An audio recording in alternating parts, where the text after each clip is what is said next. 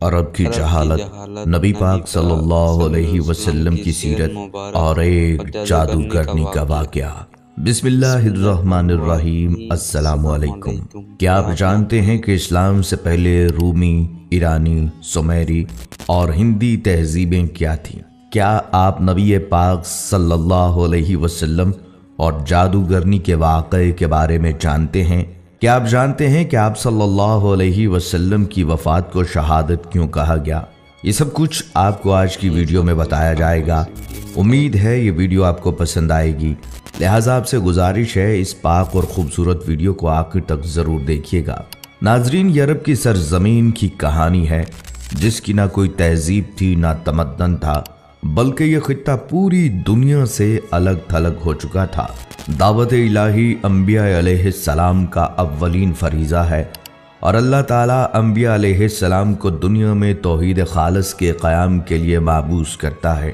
دنیا میں جس قدر بھی انبیاء کرام آئے ہیں، سب نے اپنی قوم اور لوگوں کو ان کے خالق کی طرف بلایا ہے کہ تمہارا معبود حقیقی خدا تعالیٰ ہے، صرف اسی کی عبادت کرو اور اس کی تمام تر صفات کے ساتھ اس پر ایمان لاؤ۔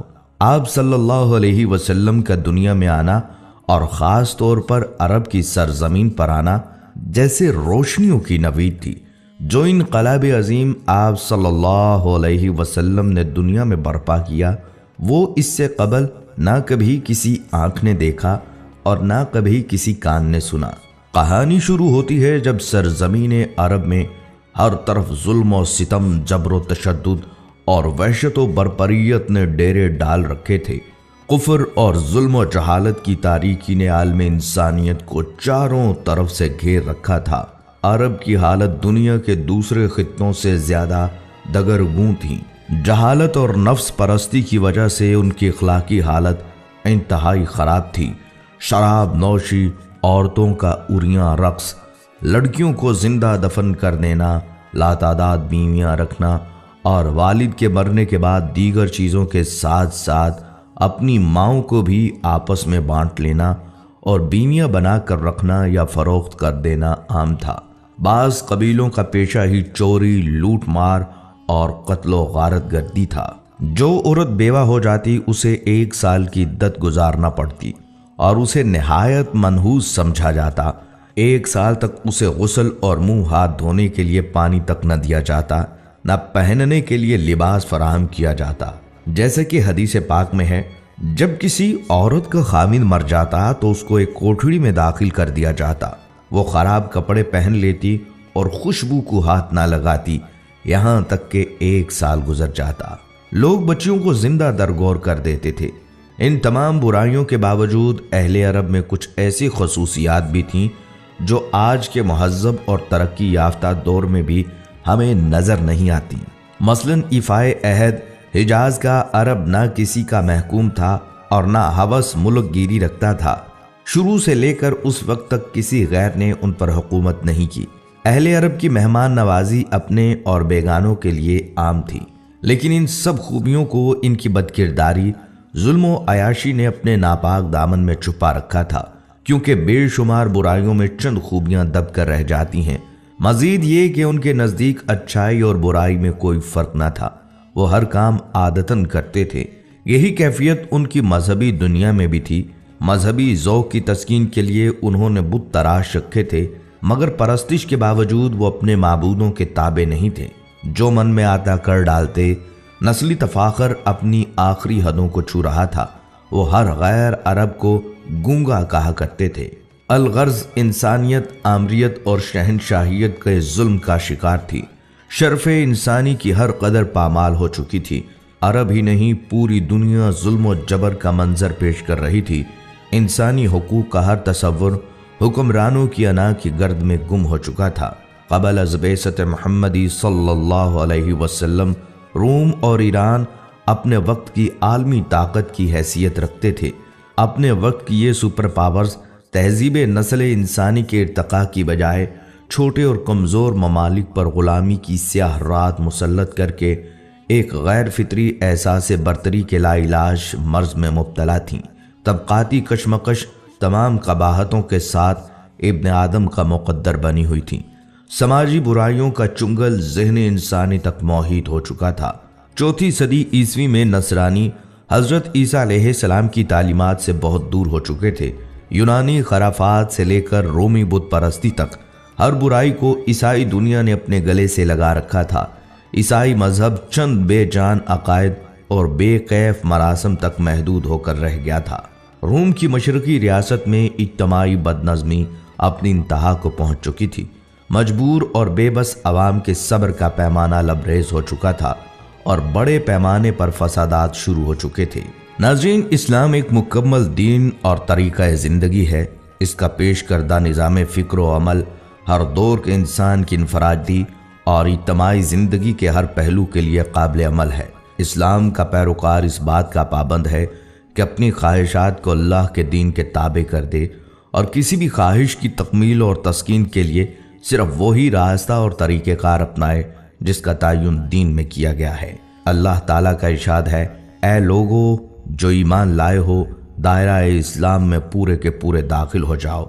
और रसूलुल्लाह सल्लल्लाहु अलैहि वसल्लम ने फरमाया, तुम में से कोई भी उस वक्त तक मोमिन नहीं हो सकता जब तक उसकी ख्वाहिश मेरी लाई हुई तालीमात के ताबे न हो जाएं। आप सल्लल्लाहु अलैहि वसल्लम की ज़िंदगी में हर शोबे से वाबस्ता अफराद के लिए रहनुमाई है। आप सल्लल्लाहु अलैहि वसल्लम दाई थे और मुरब्बी भी, काजी भी थे और जाहिद भी, सियासतदान भी थे और हुक्मरान भी, सिपाही थे और रहनुमा भी, बाप भी थे और शोहर भी थे।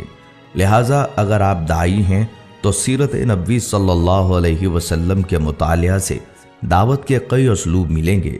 मालूम होगा कि कलमा तौहीद की सरबुलंदी की खातिर तकलीफ़ और आजमाइश के मौके पर एक दाई का सही किरदार क्या होना चाहिए। अगर आप ख़ानदान, कबीले या फ़ौज की क़यादत कर रहे हैं या ज़माम हुकूमत संभाले हुए हैं तो मुतालिया सीरत से एक मजबूत निज़ाम और मुस्तहकम असलूब मिलेगा। रसूलुल्लाह सल्लल्लाहु अलैहि वसल्लम ने अपनी उम्र के 15वें साल में ही अमन के एक मुआहदे में शिरकत की। अमीर, गरीब, सरदार और ग़ुलाम के लिए एक ही कानून वज़ा किया। रफ़ाही खिदमात में पेश रहे एक मुकम्मल मुआशी निज़ाम पेश किया जिसके मुताबिक तिजारत करके मुसलमानों ने ज़माम तिजारत, जिस पे बहुत अरसे से यहूदी काबिज़ थे, अपने हाथ में ले ली। मुख्तसर ये कि रसूलुल्लाह सल्लल्लाहु अलैहि वसल्लम की कोशिशों के नतीजे में जज़ीरतुल अरब, जो गोया एक मैदान जंग था, अमन का गहवारा बन गया। जहाँ भाई भाई का दुश्मन था वहाँ पूरा मुआशरा बाहम शिरो शुक्र हो गया। मुआशरे में ये तब्दीलियाँ कैसे आई, ये जानने के लिए भी मुतालिया सीरत इंतहाई ज़रूरत है। आप सल्लल्लाहु अलैहि वसल्लम की उम्र मुबारक के 20वें साल का एक वाक़या है। अरबों की सारी खराबियों के बावजूद उनके अंदर अभी तक इखलाक हुस्ना की बाज़ बाक़ियात मौजूद थीं। जुल्म के खिलाफ कभी कभार उनकी रगे हमीयत जाग उठती थी और वो जालिम से मजलूम का हक दिलाने के लिए सीना सपर हो जाया करते थे। कबीला बनु जुबैद का एक शख्स कुछ माले तिजारत लेकर मक्का आया। उसकी बेटी भी उसके साथ थी। उस ताजर से उसका सामान मक्का के मशहूर और मालदार सरदार आस बिन वाइल ने खरीद लिया, लेकिन उसने सीना जोरी करते हुए उस जुबैदी ताजर की बेटी को भी अपने कब्जे में ले लिया। वो अजनबी शख्स खाना काबा में आया और खाना काबा का गुलाफ पकड़कर बुलंद आवाज से रोते पीटते हुए फरियाद करने लगा, ऐ शहर मक्का के शुरफा, तुम्हारे बासर आदमी आस बिन वाइल ने मुझसे जबरदस्ती मेरी बेटी छीन ली है। मैं मुसाफिर हूँ, मजलूम हूँ, तुम्हारी खिदमत में दरख्वास्त गुजार हूँ कि मेरी दाद रसी करो और मेरी बेटी मुझे वापस दिलाओ। कुरैश के कुछ नौजवानों ने उस मजलूम की आहो पुकार सुनी तो अल्लाह ने उनके दिलों में यह बात डाल दी कि मर्दानगी का तकाजा है इस मुसाफिर की दाद रसी की जाए। जब तारीख में हम इस वाक़े का मुतालिया करते हैं तो दिल में ये बात उठती है कि अल्लाह ताला ने अपने घर के अंदर एक मजलूम की दाद रसी को शर्फ कबूलियत बख्शते हुए उन लोगों के दिलों में खैर की जानिब आमादा कर दिए। गुमान गालिब ये है कि ये लोग दर्जन भर के लगभग होंगे। नबी सल्लल्लाहु अलैहि वसल्लम इनमें पेश थे। ये सब लोग उस जुबैदी को अपने साथ लेकर आस बिन वाइल के दरवाजे पर पहुंचे, उसे बाहर बुलाया और सब ने यक जुबान होकर कहा, इस मजलूम पर तुमने क्यों जुल्म ढाया है? उस जालिम ने कहा, मैंने कोई जुल्म नहीं किया, वो लड़की कनीज है। जब माल का सौदा किया था तो ये लड़की भी मैंने इस शख्स से खरीद ली थी। आस बिन वाइल का जवाब सुनकर वफद के लोगों ने زبیدی سے وضاحت مانگی تو اس نے کہا، خانہ کعبہ کی عظمت و تقدس کی قسم، میں نے اپنی لڑکی نہیں بیچی اور نہ ہی وہ کنیز ہے، وہ میری بیٹی ہے، اور اس شخص نے اپنی قوت کے بل بوتے پر زبردستی اسے اغوا کر کے اپنے گھر میں ڈال دیا ہے۔ اس پر وفد کے لوگوں نے سختی کے ساتھ عاص بن وائل سے بات کی تو اس بدبخت نے اپنے جرم کا اعتراف کر لیا اور زبیدی کی لڑکی اسے واپس دینا پڑی۔ لڑکی واپس کرنے کے وقت بدبخت عاص نے ارکان وفد سے کہا کہ میں کل صبح لڑکی واپس کروں گا، ایک رات مجھے اس کے ساتھ گزار لینے دو۔ وفد کے تمام غیرت مند ارکان نے اسے سختی کے ساتھ اس بد ارادی پر شرم دلائی اور کہا یہ ہرگز ممکن نہیں، چنانچہ اسے اپنے شیطانی ارادے پر عمل کا موقع نہ ملا۔ زبیدی کی بیٹی اسے واپس دلائی گئی۔ اب اس نے اپنی بیٹی کو ساتھ لیا اور اپنے علاقے کی طرف روانہ ہو گیا۔ ناظرین، اللہ سبحانہ تعالیٰ نے نبی صلی اللہ علیہ وسلم کو 40 سال کی عمر میں نبوت رسالت سے سرفراز فرمایا۔ نبوت سے نوازے جانے کے بعد آپ صلی اللہ علیہ وسلم 13 سال تک مکہ مکرمہ میں رہے۔ یہ زمانہ آپ صلی اللہ علیہ وسلم کی مکی زندگی کہلاتا ہے۔ آپ صلی اللہ علیہ وسلم نے مکی زندگی میں 3 سال تک خفیہ طور پر اپنے قریبی لوگوں کے سامنے اسلام پیش کیا۔ پھر آپ صلی اللہ علیہ وسلم نے 10 سال تک کھلم کھلا اشاعت اسلام کا کام کیا۔ اس کے بعد آپ صلی اللہ علیہ وسلم یثرب ہجرت کر گئے۔ اشاعت اسلام کی وجہ سے کفار مکہ آپ صلی اللہ علیہ وسلم کے جانی دشمن ہو گئے۔ جب تک نبی صلی اللہ علیہ وسلم نے اپنی نبوت اور رسالت کا اعلان نہیں کیا تھا، اس وقت تک آپ صلی اللہ علیہ وسلم مکہ میں ایک عقل مند اور دانشور، صادق اور امین اور اچھے انسان سے جانے جاتے تھے۔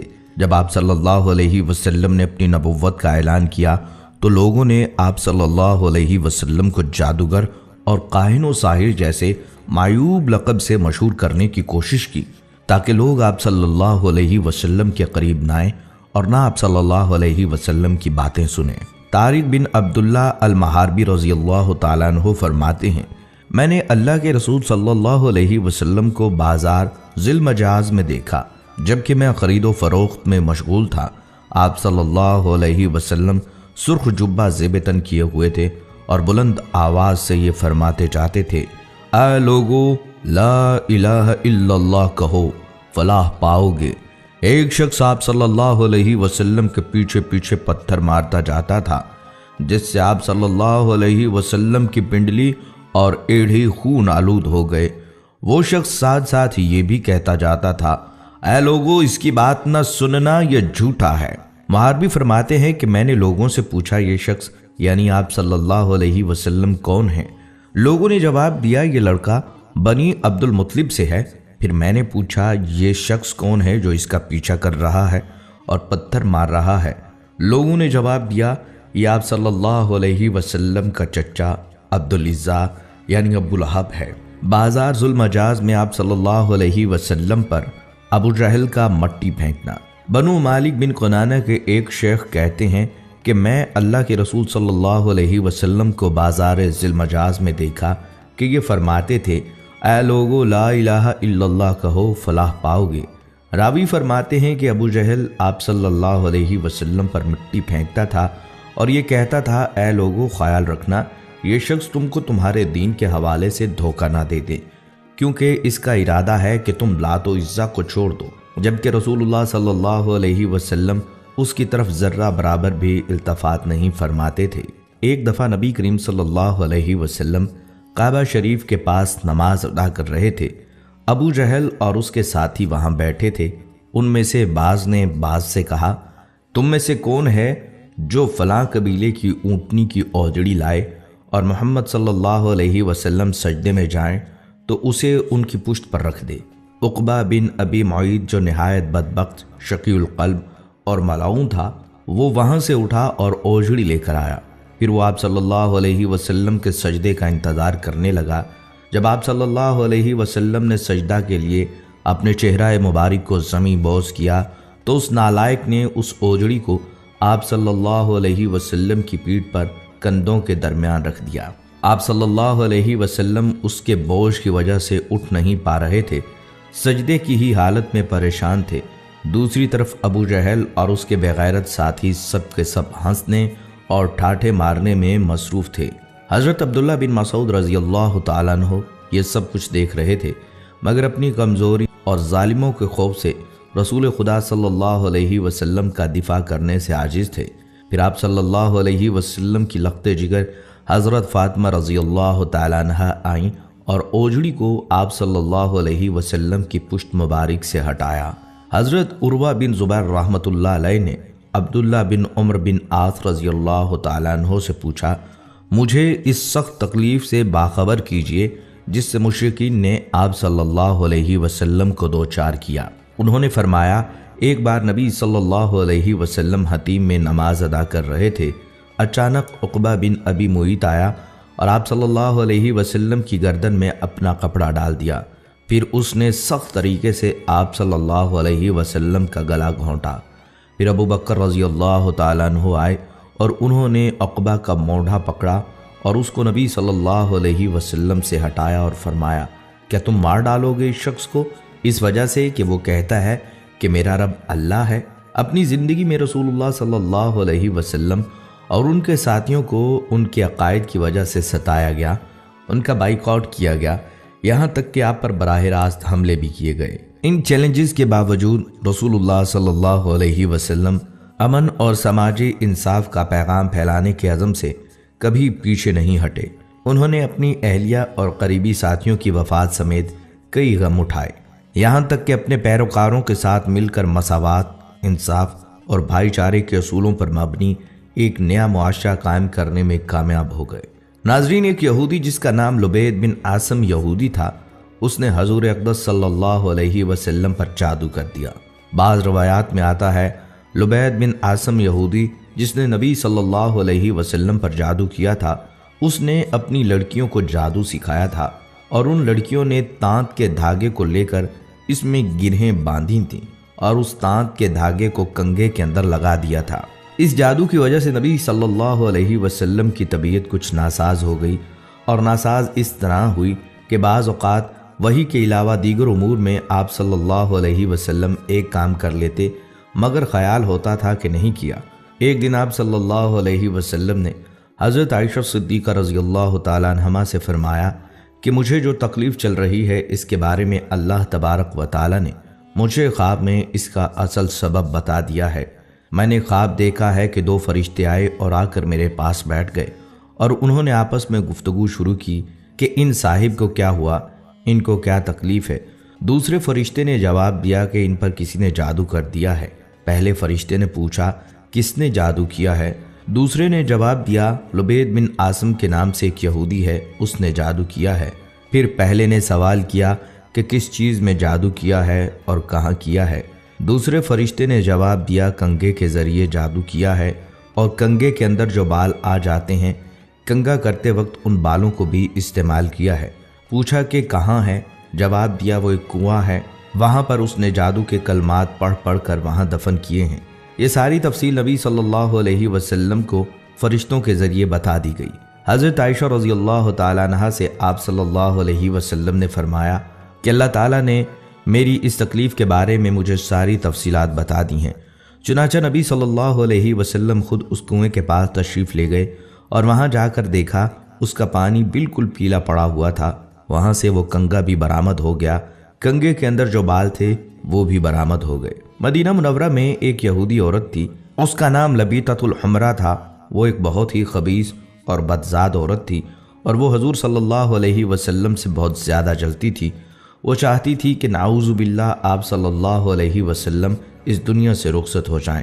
ایک دن اس عورت نے ایک جادوگر کے پاس جا کر کہا وہ حضور صلی اللہ علیہ وسلم پر ایسا جادو کریں کہ بیمار ہو جائیں۔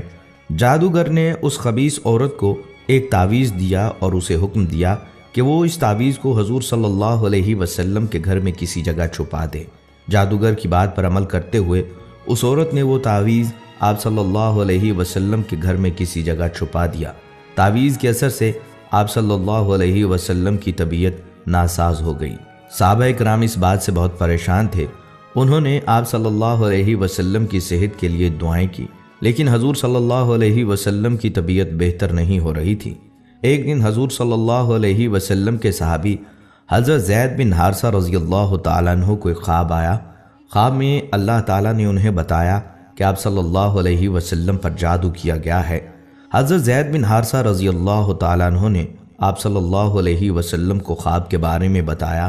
آپ صلی اللہ علیہ وسلم نے حضرت زید بن حارثہ رضی اللہ تعالیٰ عنہ کو حکم دیا کہ وہ تعویذ تلاش کریں۔ حضرت زید بن حارثہ رضی اللہ تعالیٰ عنہ نے حضور صلی اللہ علیہ وسلم کے گھر کو تلاش کیا اور آخرکار انہوں نے تعویذ کو ایک کنویں میں پایا۔ تعویذ پھینکنے کے بعد آپ صلی اللہ علیہ وسلم کی صحت بہتر ہو گئی۔ جادوگرنی کو معلوم ہوا کہ آپ صلی اللہ علیہ وسلم کی صحت ٹھیک ہو گئی۔ اس نے آپ صلی اللہ علیہ وسلم سے معافی مانگی۔ آپ صلی اللہ علیہ وسلم نے اس سے معاف کر دیا، لیکن اسے سخت سزا دی گئی۔ اسے مدینہ منورہ سے نکال دیا گیا اور اسے یہودیوں کے علاقے میں بھیج دیا گیا۔ فتح خیبر کے بعد حضور صلی اللہ علیہ وسلم کچھ دنوں تک زرعی زمینوں اور باغوں کے انتظامات اور غنائم کی تقسیم کے کاموں میں مصروف رہے۔ ظاہر ہے ان کاموں کے لیے قیام وہیں ضروری تھا۔ اسی دوران ایک عورت نے جس کا نام زینب بنت الحارث تھا، جو سلام بن مشکم کی بیوی تھی، آپ صلی اللہ علیہ وسلم کو زہر دے کر نقصان پہنچانے کی سازش کی۔ اس نے پروگرام بنایا کہ آپ صلی اللہ علیہ وسلم کو بکری کا بھنا ہوا گوشت پیش کیا جائے اور اس میں زہر ملا دیا جائے۔ پہلے اس نے صحابہ کرام سے معلوم کیا کہ آپ صلی اللہ علیہ وسلم کو بکری کا کون سا حصہ مرغوب ہے۔ لوگوں نے بتلایا کہ آپ صلی اللہ علیہ وسلم بکری کی ران شوق سے نوش فرماتے ہیں۔ اس منحوس عورت نے بکری ذبح کی اور اس کا گوشت زہر آلود کر دیا، خاص طور پر بکری کی ران پر زیادہ زہر لگا دیا، اور آپ صلی اللہ علیہ وسلم کے خیمے میں لے کر آئی۔ پیارے آقا صلی اللہ علیہ وسلم مغرب کی نماز ادا کر کے خیمے میں تشریف لائے۔ دیکھا تو ایک عورت خیمے کے باہر آپ کا انتظار کر رہی تھی۔ آپ صلی اللہ علیہ وسلم نے اس سے آنے کا سبب پوچھا۔ عورت نے کہا، اے ابو القاسم، میں آپ کے لیے بکری کا بھنا ہوا گوشت ہدیہ کے طور پر لائی ہوں۔ اسے معلوم تھا کہ آپ صلی اللہ علیہ وسلم ہدیہ قبول فرما لیتے ہیں، صدقہ قبول نہیں فرماتے۔ آپ صلی اللہ علیہ وسلم نے صحابہ کرام رضی اللہ تعالیٰ عنہم سے فرمایا، اس سے کھانا لے لو۔ اس کے بعد آپ صلی اللہ علیہ وسلم نے صحابہ کرام سے جو اس وقت وہاں موجود تھے کھانے کے لیے فرمایا۔ آپ صلی اللہ علیہ وسلم نے بکری کا بازو لے لیا اور اسے منہ میں رکھا۔ حضرت بشر بن برا بن معور نے بھی گوشت کا ایک ٹکڑا منہ میں رکھ لیا۔ ابھی آپ صلی اللہ علیہ وسلم نے بازو سے منہ لگایا ہی تھا کہ اس نے خبر دے دی کہ مجھے زہر آلود کیا گیا ہے۔ آپ صلی اللہ علیہ وسلم نے فوراً تھوک دیا، اگرچہ اس کا تھوڑا بہت اثر زبان پر رہ گیا۔ دوسری طرف حضرت بشر بن برا آپ صلی اللہ علیہ وسلم کے ادب اور لحاظ کے سبب کھانا نہ تھوک پائے، حالانکہ آپ صلی اللہ علیہ وسلم نے فرما دیا تھا کوئی شخص یہ کھانا نہ کھائے، اس میں زہر ملا ہوا ہے۔ زینب بنت الحارث کو طلب کیا گیا۔ آپ صلی اللہ علیہ وسلم نے اس سے دریافت فرمایا کہ کھانے میں تو نے زہر ملا دیا تھا؟ اس نے عرض کیا، جی میں نے ملایا تھا۔ آپ صلی اللہ علیہ وسلم کو کیسے پتہ چلا؟ فرمایا، مجھے اس ہڈی نے بتلا دیا کہ میں زہر آلود ہوں۔ آپ صلی اللہ علیہ وسلم نے فرمایا، تو نے ایسا کیوں کیا؟ اس نے کہا، میرے باپ، چچا اور شوہر قتل ہو گئے، میری قوم بھی تباہ ہو گئی۔ میں نے سوچا اگر آپ صلی اللہ علیہ وسلم نبی ہوئے تو یہ زہر آپ پر اثر نہیں کرے گا اور آپ صلی اللہ علیہ وسلم بچ جائیں گے، اور اگر بادشاہ ہوں گے تو ہمیں آپ سے نجات مل جائے گی۔ آپ صلی اللہ علیہ وسلم نے اسے کچھ نہیں کہا اور جانے دیا۔ صحابہ رضی اللہ تعالیٰ عنہم نے عرض بھی کیا کہ اس کو سزا ملنی چاہیے، مگر آپ صلی اللہ علیہ وسلم نے درگزر سے کام لیا۔ انبیاء کرام کی یہی شان ہوتی ہے، اور ہمارے حضور صلی اللہ علیہ وسلم تو وہ درگزر میں سب سے بڑھ کر تھے۔ جن صحابہ کرام نے گوشت منہ میں رکھ کر تھوک دیا تھا ان پر زہر کا اثر کم تھا۔ آپ صلی اللہ علیہ وسلم نے ان سے فرمایا کہ سر میں پشنے لگوائیں، یعنی فاسد خون نکلوا دیں۔ صحابہ کرام نے ایسا ہی کیا، لہٰذا حضرت بشر بن برا زہر کے اثر سے وفات پا گئے۔ رسول اللہ صلی اللہ علیہ وسلم اس واقعے کے بعد 3 برس تک حیات رہے، لیکن اس زہر کا اثر محسوس فرماتے رہے، یہاں تک کہ مرض وفات میں اس کا اثر کچھ زیادہ ہی محسوس فرمایا۔ ایک روز حضرت عائشہ رضی اللہ تعالیٰ عنہا سے فرمایا، اے عائشہ، میں نے خیبر میں جو کھانا کھا لیا اس کا اثر آج تک محسوس کر رہا ہوں۔ اسی لیے علماء کرام فرماتے ہیں کہ آپ صلی اللہ علیہ وسلم نے شہادت پائی۔